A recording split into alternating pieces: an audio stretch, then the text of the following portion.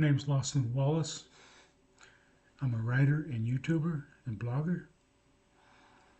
I write a lot about science and medicine, stories involving science and medicine, and especially if it's a little weird and strange, because I have kind of a twisted sense of humor. I'm pretty twisted anyway, but so if it's a little twisted or bent, I'll write about it. If I find out about it, I'll research it and write about it. Like one story I wrote, guy in China,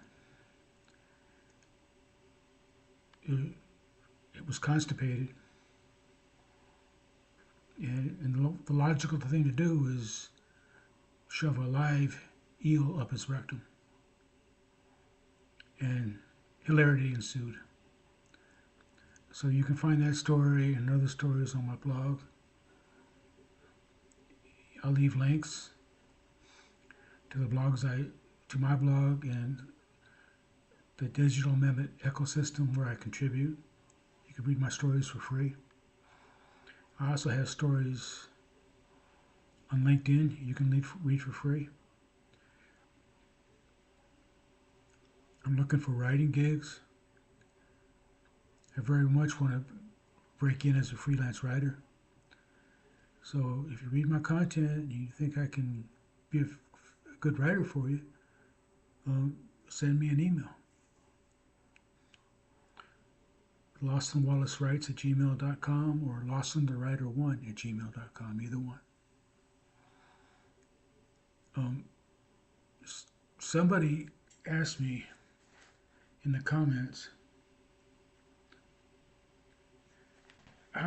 they wanted to know how to stay kind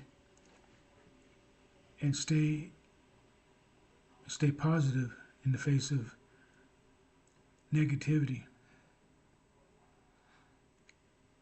You know, negative people around you and stuff. This is so hard to do. Something I struggle with all the time. But like I've said before, and I've just learned this late in life, you have to learn to have self-control. You don't have to rise up and respond to everything. Just because if someone's being negative toward you and you respond to them, they're going to filter it to their lens of negativity and turn it all back on you. They're not going to see. They're blind to their own behavior and their own thought processes. As far as they're concerned, you have the problem. So what you have to do is not take them seriously. Now, if you can't distance yourself from them physically, just distance yourself from them mentally and emotionally. You know, and just don't respond. Don't feed their negativity. Don't feed their anger. And just don't. Try not to be vulnerable around them. Try not to. My dad was extremely negative, especially toward me. And if I would have known then, if I would have had enough self-discipline then as I do now, as I'm learning to have, there would have been much better outcomes for me. Because he had such low expectations of me, and he was so negative about my learning disabilities and the brain damage. You know, he just shot me down every hope and dream I ever expressed in front of him. He didn't think I could do anything. And he would deny that if he was alive today, I'm sure. But he did.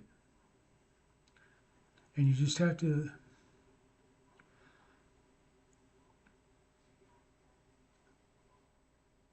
one of my favorite things online I watch every once in a while is the last lecture. It's a lecture this college professor and scientist gave not too long before he passed away from cancer. And he said, obstacles are there to make you work harder. So you can rise above the negativity. You can rise above the constant put downs and the BS. But you have to put blinders on and you have to work harder. So,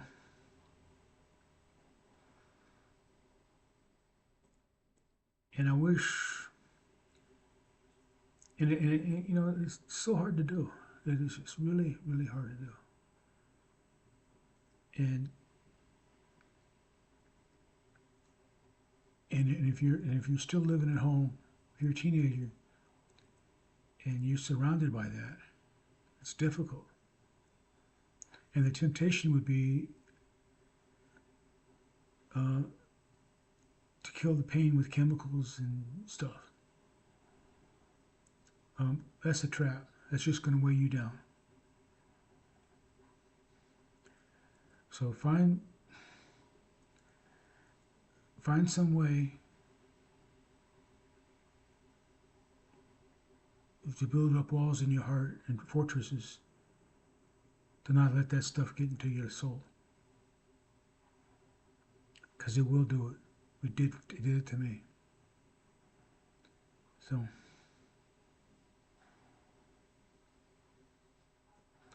use the negativity as fuel.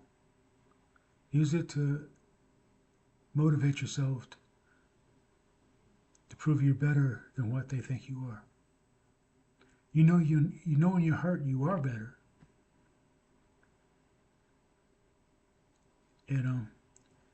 Just try to use that to motivate yourself to prove.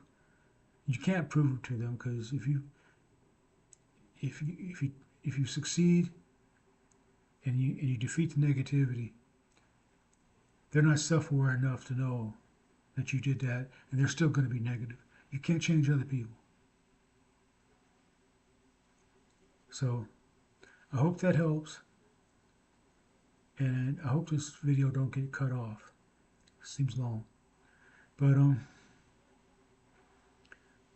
check out my writing, share my content, and if you're looking for a writer, Lawson the Writer 1 at gmail.com or Lawson Wallace Writes at gmail.com. Thank you and have a good night.